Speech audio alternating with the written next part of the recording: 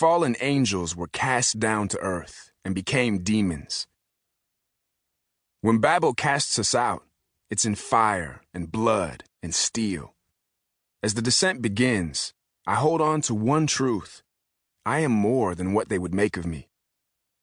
It takes 30 seconds for the silence of space to give way as I break through Eden's atmosphere. It sounds like giant fists hammering the sides of the pod. Metal screams, and I start shouting every cuss word I know. The porthole windows dazzle, bright purple slashes, and golden hooks against black backdrops. The patterns start to turn my stomach, so I close my eyes. A snarl and a snap. Then I get a nice gut shot as the drags deploy. Flame-resistant chutes explode overhead. My velocity cuts to nothing, but my heart rate's still spiking when the entire console flashes red.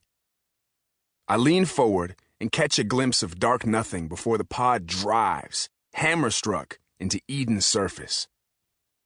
Landing sequence complete. I groan at the android voice. Grid lights flash from the console. They trace the contours of my body before winking out.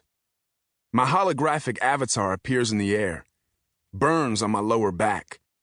The cut on my shoulder from Rothy's blade is a thin red slash. There are a few speckled internal stresses, but nothing with exclamation points. You require medical attention. You think? Let me out of the pod. Exodus sequence confirmed. The porthole windows are covered in mud, but that doesn't stop the walls from peeling back like the wings of a great metallic insect. Sweat-soaked, I stagger out beneath the hatches and take my first steps on a foreign planet. Turn and search. Turn and search. I'm alone. My launch pod flashes red beacon lights, but I see no answer on the dark horizon. Behind me are vague, mountain-like rises. Ahead, a strangled valley, thick with trees and creeks. I look up, blink, and look again. 2 moons loom in the starless night. Their combined light creates the illusion of a bright, snowy evening. Every branch is pale painted, every creek a whitewashed echo. I look back up. One moon is bigger and brighter, its surface marred by a series of bloody scars. The other moon is dime to quarter of the first. Hanging in the sky, they look like a pair of mismatched eyes, set in a dark, endless face. The moons watch me stumble to the nearest creek and plunge my hands in elbow deep. A rippling shiver runs up my spine and sharpens the senses. My hands shake as I wash Rothy's blood away. I scrub dark streaks from my suit, rinse my face, and try to forget the broken boys Babel wanted to bury in the stars. I left Rothy alive, but what about Bilal?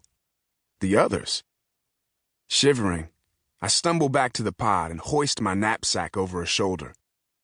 There's nothing else to do but walk, find the others. Did something go wrong with my landing? Or did Babel lie about this too? The need to see another human face dominates every thought. I can't fathom the idea of sleeping alone on an alien planet. So I climb the nearest hill, and after that, another.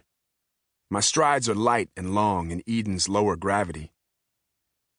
At the top of the next hill, I look back.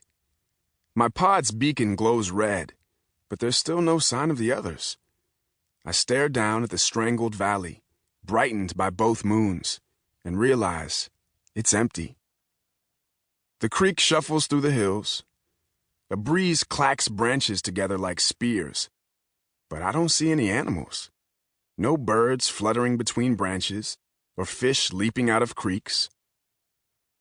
Anxious, I press on to the next hill, and the next, and the next.